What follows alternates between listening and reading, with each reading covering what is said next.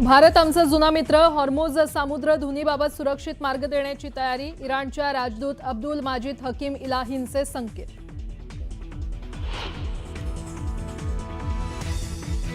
Iran सरकारचा भारताला मोठा दिलासा हॉर्मोज सामुद्र धुनीतून एलपीजीच्या टँकर्सना जाण्याची परवानगी भारतीय जहाज शिवालिक रवाना तर दुसरं जहाजही लवकरच हॉर्मोज सामुद्र धुनी ओलांडणार।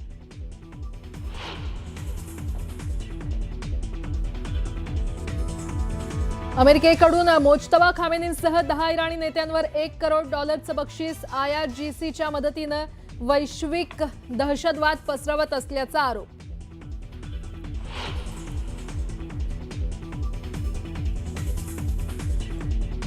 देशात मुबलक इंधनसाठा पेट्रोल डिझेलच्या उत्पादनात आपण स्वयंपूर्ण सीएनजी पीएनजी पुरवठ्यात कोणतीही कपात नाही तर एलपीजीच्या उत्पादनात 30% वाढ केंद्र सरकारकडून स्पष्टीकरण।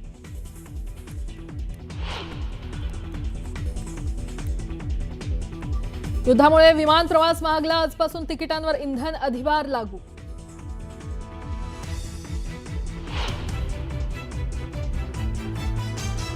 ग्राहकांनी ऑनलाईन पद्धतीनेच गॅस बुकिंग करावा एजन्सी बाहेर अंग लावण्याची गरज नाही अफवांना बळी पडून इंधन खरेदी करू नका घाबरण्याची गरज नाही केंद्र सरकारकडून आवाहन। पिंपरी चिंचवडच्या कासरवाडीत सिलेंडर ठेवलेल्या गोदामावर अन्न आणि औषध प्रशासन विभागाचा छापा गोदामात अनधिकृतपणे साठा केलेल्या 100 घरगुती सिलेंडर केले जप्त।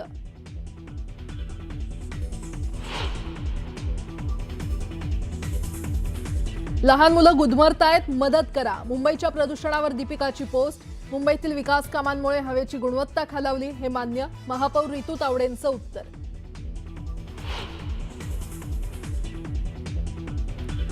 येत्या 2 दिवसात मराठवाडा मध्य महाराष्ट्र आणि विदर्भात अवकाळी पावसाची शक्यता पिकांची आणि फळबागांची काळजी घेण्याचं आवाहन।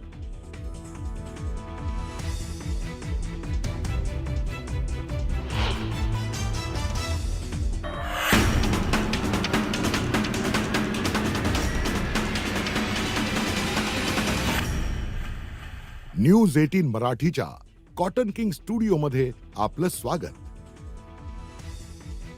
नमस्कार, तुम्ही पाहताय न्यूज 18 मराठी बातमीपत्रात आपलं स्वागत आहे। सुरुवातीला एक आंतरराष्ट्रीय मोठी बातमी आखाती देशातील युद्धामुळे जगभरात तेल संकट गडद होत असतानाच इराणने हॉर्मुझ सामुद्र धुनीबाबत एक मोठं वक्तव्य केलंय। भारत हा आपला जुना मित्र आहे त्याला सुरक्षित मार्ग देण्याची तयारी असल्याचे संकेत इराणने दिलेत। भारतातील इराणचे राजदूत अब्दुल माजिद हकीम इलाही यांनी याबाबत स्पष्टीकरण दिलंय। इराणचे परस्पर हितसंबंध असल्याने एकमेकांशी सहकार्य राहील असं ते म्हटलेत। हॉर्मुझ सामुद्रधुनी बंद करण्यात आलेली नाही मात्र सध्याच्या तणावपूर्ण परिस्थितीमुळे अनेक जहाजांना तिथून मार्गक्रमण करता येत नाही। इराणला कधीही हॉर्मुझ सामुद्रधुनी बंद करायची नव्हती काही जहाज अजूनही या मार्गाने जात आहेत असं Abdul Majid Hakim Ilahi म्हटलेत।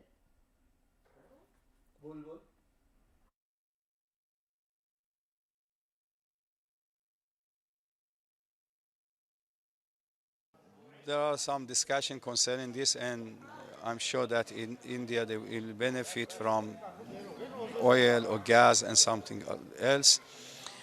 But I think the complete solution is that the leaders of the world, they have to come together and they have to go to United States and they should convince President Trump that this war is unjust war against the civilians and they have to stop it. नागपुरातील new सुभेदार लेआउटात gas सिलेंडरचा number लावायला मोठी गर्दी होताना पाहायला मिळते। पहाटेपासूनच लोक गॅस सिलेंडरचा नंबर लावायला रांगेत उभे आहेत। ऑनलाईन नंबर लागत नसल्याने लोक गर्दी करतायत। घरगुती गॅस सिलेंडरसाठी नागरिकांची मोठी गर्दी पाहायला मिळते। एक सिलेंडर असलेल्या घरगुती ग्राहकांना मोठी अडचण निर्माण झालेली आहे। सलग 5व्या दिवशी एकाच एजन्सीमध्ये नागरिकांनी गर्दी केलेलं पाहायला मिळते।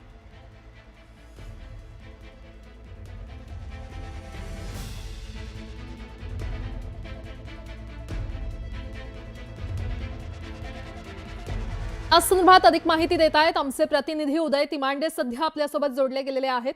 उदय, सिलेंडर मिळवण्यासाठी ग्राहक मोठ्या प्रमाणात नागपुरात रांगा लावताना पाहायला मिळतंय नेमकी काय तिथे सध्या परिस्थिती आहे? प्राजक्ता, खरं तर नागपूरचे जिल्हाधिकारी वारंवार सांगत आहे की नागपूरमध्ये सिलेंडरचा तुटवडा नाही आहे, मात्र दुसऱ्या बाजूनं ज्या पद्धतीनं सिलेंडर मिळवण्यासाठी नागरिकांच्या रांगा लागत आहे, यावरून कुठेतरी नागपूरमध्ये विरोधाभासी स्थिती निर्माण झालेली आहे असं म्हणावं लागेल. कारण आता आपण पाहतो जुना सुभेदार लेआउट परिसरामध्ये आहे आणि इथं नागरिकांची लांब रांग लागलेली आहे. ही रांग जी आहे ती अक्षरशः रस्त्यापर्यंत गेलेली आहे. एका बाजूची वाहतूक जी आहे ती या गर्दीमुळे जी आहे ती बंद करावी लागलेली आहे आणि अगदी पहाटेपासून म्हणजे काही लोक तर पहाटे 5 वाजेपासून जे आहे ते इथं नंबर लावण्यासाठी जे आहे ते या रांगेमध्ये लागलेलं आहे. खरं तर ऑनलाईन बुकिंगची सुविधा कंपन्यांकडून दिलेली आहे, मात्र त्याचा कुठलाही उपयोग होत नाही आहे. त्यामुळे स्वतः इथं रांगेत लागून जे आहे ते नागरिकांना नंबर लावावा लागत आहे. आपण यातलं पाहिलं तर बहुतांश नागरिक जे आहेत ते हातावर पोट असलेले लोक आहेत, मोलमजुरी करणारे लोक आणि सकाळपासून दुपारपर्यंत इथं नंबर लागेपर्यंत ते रांगेत लागत आहे. त्यामुळे त्यांच्या रोजीचंही नुकसान होतं आणि दुसऱ्या बाजूनं सिलेंडर त्यांना कधी मिळेल याची काही शाश्वती देखील नाही आहे. त्यामुळं या सिलेंडरच्या त्रासापायी जे आहे ते नागरिक हैराण झालेल्या काही नागरिक आहे त्यांच्याशी आपण बोलूया. आम्हाला सांगा का तुम्ही किती वाजता रांगेत लागले, काय तुम्हाला अडचण येतं सिलेंडर मिळवायला? सिलेंडरच नाही ना, 7 वाजतापासून आहे. हां, तुम्हाला काय अडचण येतं का? पण 2 दिवस झाले लाईन पाहू आम्ही निघून जातो. त्याच्यानं असं वाटलं का उद्या असं उभा आहे पण मिळणार नाही म्हणून अजून पुन्हा आज 3-4 दिवस झाले असंच फिरत येऊ. तरी पण तुम्हाला एजन्सी काय प्रतिसाद देते ज्यावेळी तुम्ही जाता? एजन्सी काय म्हणजे ज्यांचे जतपर्यंत येतात पोहोचत नाही तिथपर्यंत काय सांगत नाही. यांचा ऑनलाईन लावायला गेलं तर नंबर उचलत नाही, त्याच्यामुळेच म्हणतात की तुम्ही येथे येऊनच नंबर लावतो. तुम्हाला काय अडचण येते? आम्ही कालपासून 2दा वापस गेलेलो आहे, आज पण आलो आहे. आज काही नंबर लागते याची काही गॅरंटी दिसत नाही आणि कधी सिलेंडर भेटेल आम्ही वाट पाहत आहोत. रोजचं रोज परत येत आहोत. मला सांगा, तुम्ही घरून ऑफिससाठी निघाले आणि इथं सिलेंडरसाठी रांगेत लागला. आता काय करायचं आता सिलेंडर नाही तर स्वयंपाक होणार नाही, स्वयंपाक नाही तर जेवण कसं ऑफिसला कसे जाणार आम्ही? सिलेंडर तर मिळालं पाहिजे आम्हाला.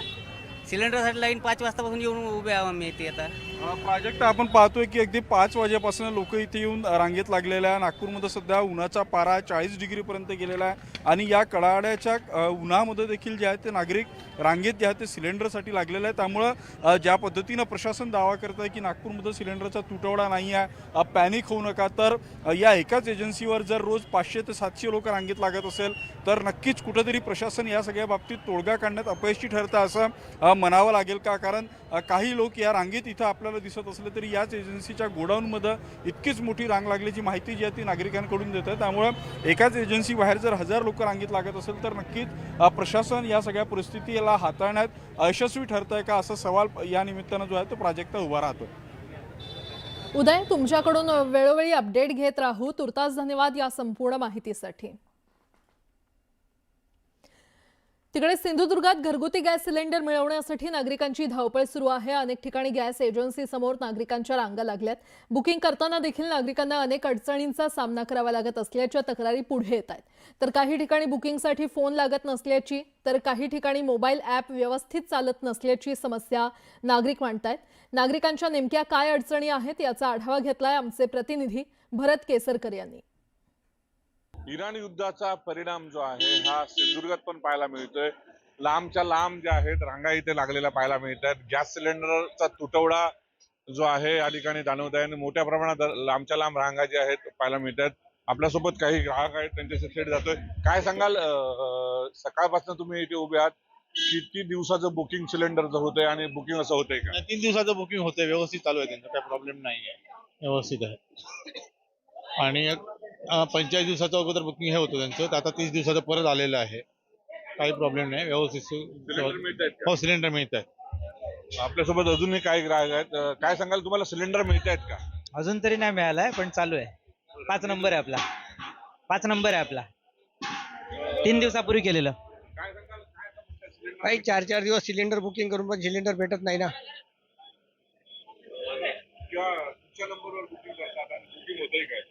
बुकिंग आम्ही घर मोबाईल जो नंबर दिलाय त्या नंबरवर बुकिंग केलाय. आता सध्या नाही होत, 4 दिवसापूर्वी व्हायचं. नाही, काल येऊन गेलं तर नाही मिळलं, आज बघूया आता मिळतं काय. काल नाही मला बुकिंग करून 5 दिवस झाले आहेत. अजूनपर्यंत तिकडे अणाव दाबाची वाडी येते गाडी आलेली नाहीये. म्हणून आज सकाळीच मी 9 वाजता इथे लाईनीत उभा आहे. जवळजवळ 200 नंबर होता माझा, आता 20 नंबर आहे. बुकिंग चालू आहे, बुकिंग होतंय. भरत केसरकर, न्यूज 18 मराठी, सिंधुदुर्ग, पुढा.